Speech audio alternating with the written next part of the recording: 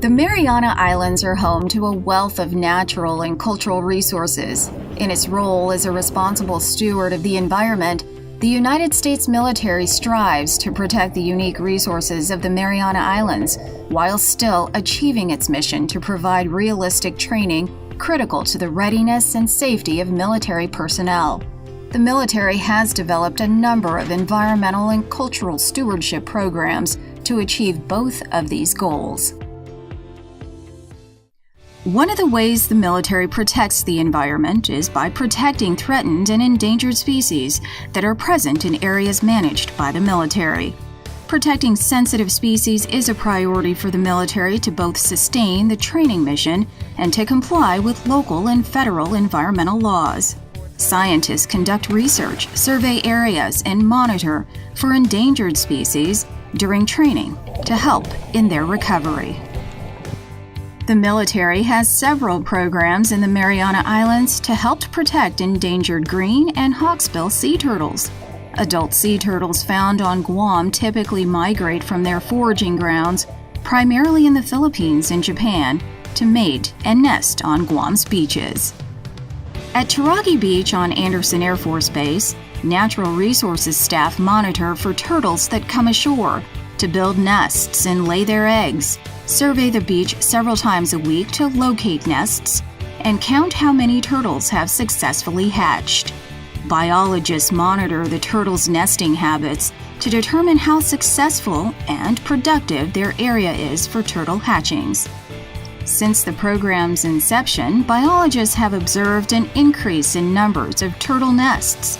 Through long-term monitoring, biologists will be able to collect baseline data to predict nesting trends, identify threats, and implement appropriate management actions. If we continue to prevent any unnatural harm or disturbances to the sea turtles, we may see them more often in the future. The military also takes measures to protect nests from litter or other debris that may harm sea turtles.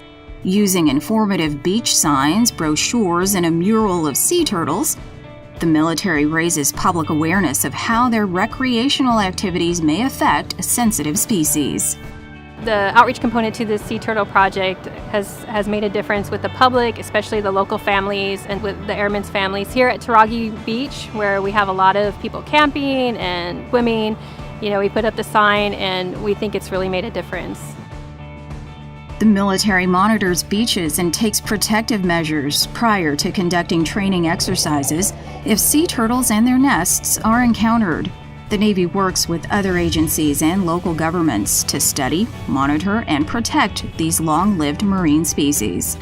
Scientists from the National Oceanic and Atmospheric Administration's Pacific Islands Fisheries Science Center, who are authorized to capture and handle the turtles, work in partnership with the Navy to conduct valuable field research. This research leads to a better understanding of sea turtles, including their population levels, home ranges, and habitat use, and how these factors may overlap in areas where naval activities occur. The collaborative nature of the project with NOAA Fisheries, the Navy, and the local governments is to understand the population status and trends. And so together in this collaboration, we're conducting island-wide surveys, looking at presence, absence of turtles. That's just question number one. Question number two is density. So we do in-water transects for capture, mark, recapture. And that allows us to start answering questions of abundance and relative abundance. Are there more turtles on different parts of Guam, Tinian, or Saipan? And then getting at the status or the trend, which is over time in a long-term ecological project, we're able to understand, are these animals increasing, the population increasing or decreasing? State-of-the-art scientific methods and technologies are used to monitor and track sea turtles' activity in the Mariana Islands. To better understand species development, scientists use a method called capture, mark, recapture, in which a turtle is captured, measured, and marked with a unique identifier. When a turtle is recaptured, scientists can identify the turtle from the mark and take measurements again to see the turtle's growth over time.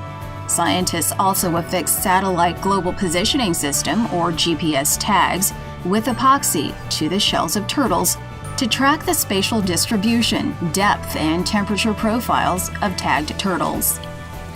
In addition to sea turtles, the military has a number of programs in place to protect and help to recover other threatened and endangered species. We do have endangered and protected and threatened species in the waters around Guam, and biodiversity and is something that we try to achieve. It maintains a healthy relationship between us and our marine environment.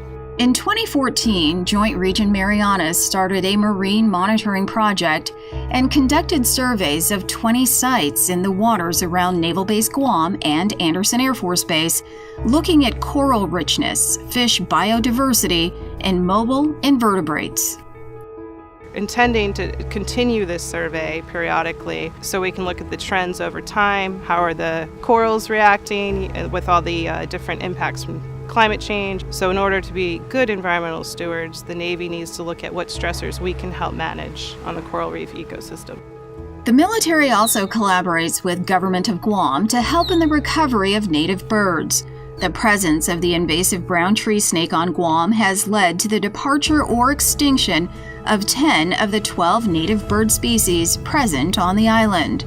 Scientists at Andersen Air Force Base are trying to support bird recovery efforts by encouraging birds to use protective nesting boxes that prevent brown tree snakes from entering the nests and eating the eggs.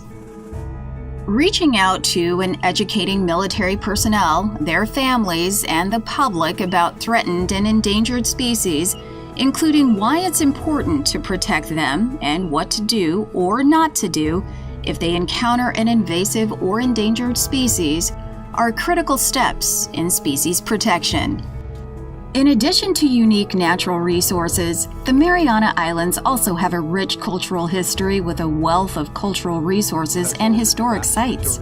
The military has programs to protect cultural and historic resources, including ancient Chamorro, Spanish era, and World War II sites. When possible, the public is encouraged to visit many of these sites so they can appreciate the history of the islands. I think it's quite important that we not only preserve these sites, but also make them known to the public. If we lose all of these, we've lost an important element of our history. At Apra Harbor on Naval Base Guam, there are more than 30 cultural and historic resources that are submerged under the water, such as shipwrecks, planes, and other historic infrastructure. The military is responsible for the stewardship of these submerged historic resources that are important to the people and history of Guam, the United States, and the world. To sustain its training mission, the United States military will continue to be a leader in protecting and preserving the sensitive natural and precious cultural resources of the Mariana Islands, now and for future generations.